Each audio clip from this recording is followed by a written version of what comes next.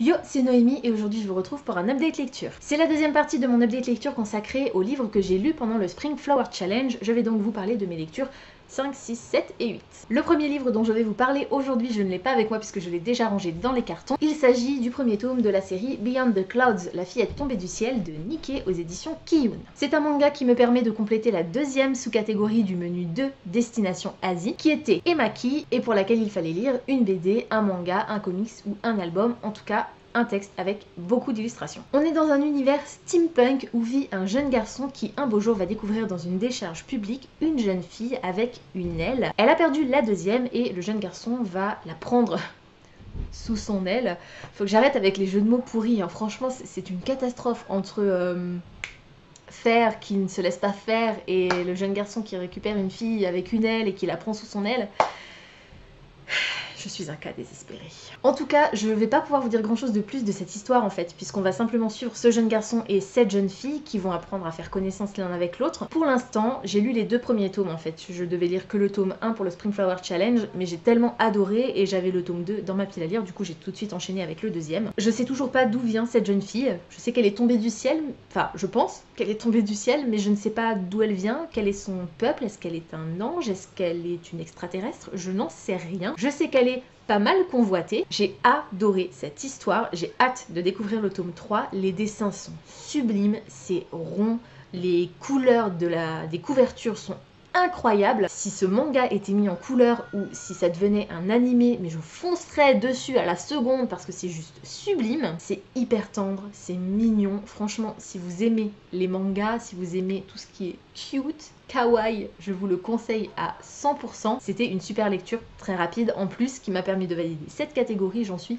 ravie. En plus, vous savez que pour moi, l'univers steampunk, c'est quelque chose qui me plaît quand même énormément. Là, c'était juste parfait, enfin presque parfait, parce que ça n'a pas été un coup de cœur. Il m'a juste manqué un petit truc qui a fait que c'était pas vraiment extraordinaire, mais franchement, c'était super et vraiment je vous le conseille. La troisième et dernière sous-catégorie du menu de Destination Asie, c'était Réflexion en hommage à Mulan. Et pour compléter cette sous-catégorie, il fallait lire une réécriture ou bien un livre qui a été adapté en film ou en série ou en BD ou en manga ou peu importe. Depuis le temps qu'il était dans ma palle et que j'avais commencé à le lire pendant une pile à lire mensuelle et que je n'avais jamais terminé, j'ai enfin lu Harry Potter and the Philosopher's Stone de J.K. Rowling aux éditions Bloomsbury. C'est la collection, c'est l'édition, pardon, anniversaire des 20 ans. Ça fait 3 ans qu'il est dans ma pile à lire. Je n'ai pas physiquement lu ce roman, je l'ai écouté puisque j'ai utilisé un de mes crédits Audible pour profiter de cette histoire et c'était fantastique. Il est lu par Stephen Fry qui est un acteur que j'aime énormément, que j'ai découvert dans la série Bones. Comme je sais à quoi ressemble l'acteur, je pouvais pas m'empêcher de l'imaginer en face de moi me raconter cette histoire et c'était juste génial. J'ai adoré redécouvrir cette histoire que je connais par cœur, j'ai déjà lu plusieurs fois la version française du tome 1. Il commence à repasser les films là le mardi soir sur TF1, donc là on est dimanche, donc mardi il y avait le tome. Le premier film, mardi prochain ce sera le 2 et le mardi d'après ce sera le 3, je ne sais pas jusqu'où ils vont aller, en tout cas on est au moins tranquille pour 3 mardis. C'était fantastique, évidemment par rapport au film il y a plein de choses qui changent, mais bon, je me rends compte que je vous ai même pas fait de résumé, mais sérieusement est-ce que j'ai besoin de vous faire un résumé d'Harry Potter? On va dire que non, hein. Donc c'était une relecture pour moi, mais c'était ma première lecture en anglais. Très facile, très accessible le vocabulaire. À part bien sûr pour tout ce qui concerne la magie en elle-même, puisqu'il y a certains termes, si vous ne connaissez pas, si vous n'avez pas lu Harry Potter en français avant de le lire en anglais, il y a des trucs que vous allez rien comprendre, c'est évident. Parce que forcément en termes de créatures magiques, objets, la monnaie et tout, c'est pas du tout les mêmes termes, donc voilà, il vaut mieux être familier avec le vocabulaire d'Harry Potter en français si vous voulez le lire en anglais. Évidemment, vous vous doutez bien que je ne pouvais pas lui mettre une autre note que 20 sur 20 et 5 étoiles sur Goodreads. J'ai le tome 2 et le tome 3 dans ma pile à lire et le tome 4 sort je crois en juin. Pour le menu 3, cette année Galéane a choisi de jouer sur la dualité. Le menu 3 s'intitule Fleur de péché et chaque sous-catégorie est divisée en 2 sous-catégories, on va dire. La première sous-catégorie du menu 3, c'est Le faiseur de rêves, la muse des cauchemars. Pour compléter cette sous-catégorie, il fallait lire soit un livre qui nous faisait très envie, soit un livre qui nous faisait peur. Comme depuis le début de l'année, je suis dans un bon rythme de lecture, je me suis dit, allez, on y va franco, je vais lire un livre qui me fait envie et un livre qui me fait peur. Et pour les deux dernières sous-catégories du troisième menu, c'est la même chose et j'ai à chaque fois pris un livre dans chaque possibilité. Cette sous-catégorie s'intitulant Le faiseur de rêves, la muse des cauchemars, pour le livre qui me faisait très envie, j'ai sorti Le faiseur de rêves de Laini Taylor aux éditions Lumen. Dans cette histoire, on va rencontrer Laszlo, qui est un orphelin qui travaille dans une bibliothèque. Il y a 200 ans, il y a une cité qui a mystérieusement arrêté d'envoyer des caravanes de colis, d'or, d'argent, de princes, de princesses, je ne sais quoi. On ne sait pas pourquoi tout à coup ça s'est arrêté. Et il y a 15 ans, tout le monde a été victime d'une amnésie collective et le nom même de cette cité a complètement disparu.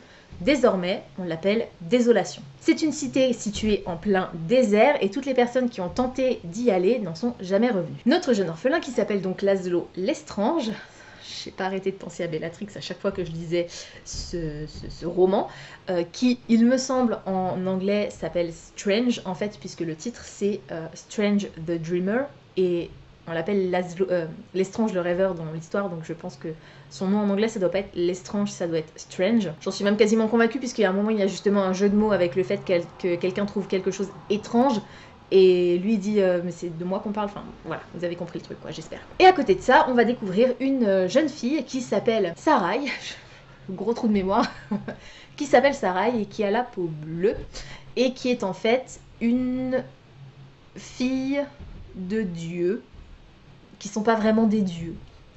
Mais en gros, on a ces deux peuples qui cohabitent pas du tout, puisque les dieux sont censés avoir été exterminés. Et un beau jour, on a une délégation de cette fameuse cité de désolation, dont tout le monde a oublié le nom, qui débarque dans la ville où vit Laszlo. Lui, il est fasciné depuis toujours par cette cité, il a écrit des tonnes de livres dessus, et la délégation débarque dans la ville où vit Laszlo pour trouver une solution à un problème qu'ils ont, et personne ne sait ce que c'est ce problème, évidemment, ils ne veulent pas leur dévoiler tout de suite, mais en tout cas, ils viennent dans la ville où se trouve la grande bibliothèque pour trouver des génies, des scientifiques, qui pourraient éventuellement les aider à mettre fin à leurs problèmes. Je pense que je vais m'arrêter là au niveau du résumé parce que j'aurais peur de trop vous en dire, mais écoutez, j'ai passé un des meilleurs moments de lecture de cette année. On est le 19 avril et je pense que c'est ma meilleure lecture de 2020.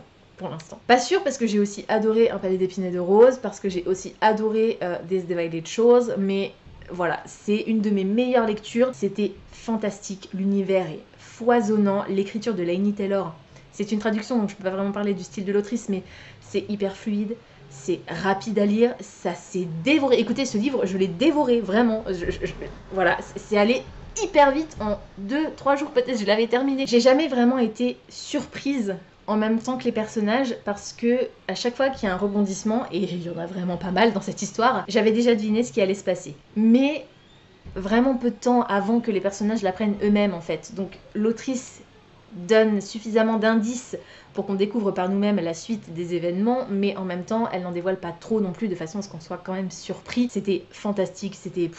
Je sais pas quoi vous dire de plus en fait sur cette histoire, c'était trop beau. J'ai tellement surkiffé que j'ai choisi un fanart comme fond d'écran de mon téléphone.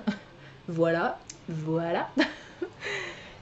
Je suis fan, je suis une grosse fan et j'ai très envie de lire le tome 2. C'est une duologie, en plus, allez, on avoue que franchement, Lumen, ils ont géré là, franchement, ils ont grave géré sur le travail éditorial. Je crois que c'est souvent le cas hein, chez eux, ils sont assez forts pour ça. C'était fantastique, j'ai surkiffé cette histoire, j'ai trop hâte de lire le tome 2. Ça se termine sur un cliffhanger de dingue que j'avais deviné, mais quand même il me faut la suite, mais j'ai d'autres choses à lire avant, et je sais que cette histoire restera ancrée dans ma mémoire suffisamment longtemps pour que je puisse... je sais pas, peut-être qu'après les 4 livres qui me restent à lire pour le Spring Flower Challenge, j'enchaînerai avec la suite, et comme c'est une duologie, l'histoire sera terminée, donc je serai très triste, mais au moins j'aurai l'histoire complète et je serai pas obligée d'attendre trop longtemps pour lire la suite, donc c'est plutôt cool. Et vraiment je vous invite fortement à découvrir cette histoire. C'est de la fantasy, c'était génial, l'univers qu'a construit Laini Taylor est fantastique, c'est pas très compliqué, c'est franchement il n'y a pas un milliard de créatures, un milliard de systèmes de magie ou quoi, mais c'est génial, je vous invite vraiment à le découvrir. Et je crois que c'est la première fois que je lis une fantasy avec un univers un peu qui fait un peu oriental, mais je pense que c'est surtout par rapport au désert en fait que j'ai eu cette impression-là, en fait. J'ai l'impression de me retrouver un peu dans Aladdin, vous savez, quand ils sont dans la caverne aux merveilles et tout, avec les dunes de sable, machin. C'est un peu ça qui m'a fait penser. Mais ça n'a rien à voir, hein. À part qu'ils ont la peau bleue comme le génie. Ah, il y a peut-être des inspirations quand même, je sais pas. En tout cas, c'était vraiment chouette et je vous invite vraiment à découvrir cette duologie. Je vous ai pas donné les notes pour le faiseur de rêve, donc c'était 20 sur 20 sur Livre Addict, 5 étoiles sur Goodreads. Et le dernier titre dont je vais vous parler aujourd'hui m'a permis de compléter la deuxième partie de cette sous-catégorie qui était de lire un livre qui me faisait peur. Je l'ai terminé hier et j'avais raison d'avoir peur. C'est Wicked Like a Wildfire de Lana Popovic. C'est le premier tome de la duologie Hibiscus Daughter. Et c'est édité chez Catherine Tegen Books. Dans cette histoire, on va faire la rencontre de jumelles, Iris et Malina, que je vais appeler Iris pour la suite de cet update, puisque Iris, même si je trouve que c'est un très joli prénom, c'est plus compliqué à dire que Iris. Elles vivent toutes les deux avec leur maman qui est une maman célibataire. Elles ont toutes les trois un pouvoir magique qui est appelé The Gleam, donc la lueur en gros en français, qui a un lien avec la beauté. Leur maman est capable de transporter les gens dans des endroits qu'ils n'ont jamais vus ou qu'ils ont toujours rêvé de visiter à travers le goût. Donc elle tient un café dans lequel elle fait des pâtisseries, des sandwichs, tout ça, en mélangeant des arômes, des huiles essentielles. Elle est capable de les faire voyager à travers le goût. Malina, qui est l'une des deux jumelles, donc a la capacité de faire ressentir des émotions à travers le chant. Elle a une voix polyphonique. Et Iris est donc capable d'utiliser son gleam, donc cette lueur, pour créer des kaléidoscopes tangibles, on va dire, à partir de tous les éléments de la nature ou du mobilier ou des parties d'êtres humains ou de tout ce qu'elle veut en fait. Elle crée ce qu'on appelle des fractales qui sont en fait littéralement des kaléidoscopes. Quand vous regardez dans un kaléidoscope, vous savez, enfin, moi j'adore regarder dans les kaléidoscopes, je trouve ça trop magnifique, j'aimerais trop en avoir un, mais je n'en ai pas et je n'en trouve jamais. C'est juste trop magnifique. Et bien elle a la capacité de faire en sorte que ces choses, que ces fractales éclosent des choses qui l'inspirent, de les faire s'élever un peu comme si vous étiez dans une sorte de nuage en fait, et de créer des objets à partir de ces fractales. Elles vivent toutes les trois un petit peu recluses plus ou moins jusqu'à un certain âge. Elles utilisaient toutes les trois leur magie entre elles, sauf qu'à un moment donné le pouvoir d'Iris est devenu un peu trop puissant et elles ont presque failli se faire remarquer. Du coup leur maman leur a interdit d'utiliser leur pouvoir et surtout elles ne doivent pas tomber amoureuses, puisque l'amour décuple leur pouvoir en fait, et il faut surtout pas qu'elles soient repérées, sinon des vilains méchants pas beaux risquent de venir à leur trousse. Au niveau des relations entre les trois personnages, les jumelles sont hyper proches l'une de l'autre, elles s'adorent, enfin voilà, elles sont vraiment super proches. Malina a une relation tout à fait normale et saine avec sa mère, on va dire. Par contre Iris, c'est un petit peu hyper tendue avec sa maman, parce que à l'époque où leur mère leur a interdit d'utiliser leur pouvoir magique, Iris s'est sentie comme amputée d'une partie d'elle-même en fait. De son côté, Malina, elle a pu plus ou moins continuer à utiliser son pouvoir. Elle a pris des cours de violon, elle prend des cours de chant. C'est pas forcément un pouvoir, elle peut le contrôler, on va dire. Et puis elle chante après tout, même si peut-être que son chant est plus puissant que d'autres, peut-être qu'il fait ressentir plus d'émotions, mais c'est qu'un chant. Alors que le pouvoir d'Iris, clairement, il est visuel, c'est magique, ça se voit que c'est magique. On va donc suivre dans ce premier tome principalement Iris qui, un beau matin, va découvrir sa mère qui a été agressée dans son café. Elle est entre la vie et la mort. On ne sait pas par qui elle a été agressée, on ne sait pas pourquoi elle a été agressée, et les deux frangines vont tout simplement mener l'enquête, aidées par leur lueur, donc leur pouvoir, et par leurs deux meilleurs amis, un garçon et une fille qui sont frères et sœurs, qui vont leur filer un coup de main autant que faire se peut, et qui, au départ, au moins, ne connaissent pas du tout l'étendue de leur pouvoir. J'ai mis la note de 13 sur 20 sur Livre Addict à ce roman et 3 étoiles sur Goodreads. C'était une bonne lecture, mais sans plus. En fait, quand j'étais dans l'histoire, j'avais envie de savoir ce qui allait se passer. Il y a eu une grosse révélation à la fin que j'ai découverte quelques pages avant les personnages, et quand j'ai compris, je me suis dit « Quoi ? C'est pas possible, hein ?» Donc j'étais assez choquée, donc c'était quand même bien écrit, mais j'avais pas forcément envie de revenir à ma lecture. J'ai mis 8 jours pour le lire, ce roman, en partie parce que c'était difficile. Si vous débutez en anglais, si vous avez envie de lire en VO, vous débutez mais vous avez quand même envie de lire en VO, ne vous tournez pas vers ce livre. Le vocabulaire est assez complexe, je trouve que l'autrice emploie un langage assez fleuri en fait. Quand vous êtes natif de la langue, ça doit être très beau, mais les termes employés dans ce roman sont un peu alambiqué, j'ai trouvé, pour tourner les phrases.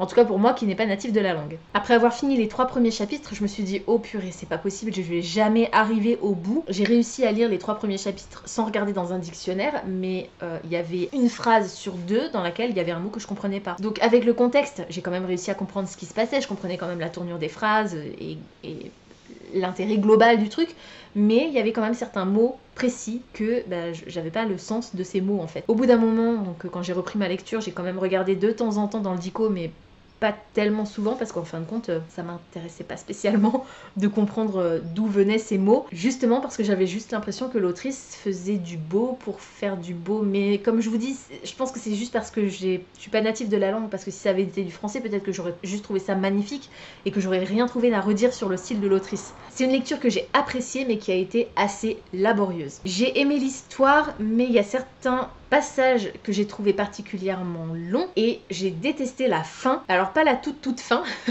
l'épilogue était sympa, mais le chapitre ou les 2 chapitres précédents peut-être, en fait on arrive à un moment de l'histoire où ça y est, enfin on arrive au bout, on va savoir ce qui se passe, on va savoir qui sont les méchants, qui sont les gentils, comment elles vont réussir à battre les méchants, est-ce qu'elles vont réussir à battre les méchants d'ailleurs, parce qu'on n'en est même pas sûr.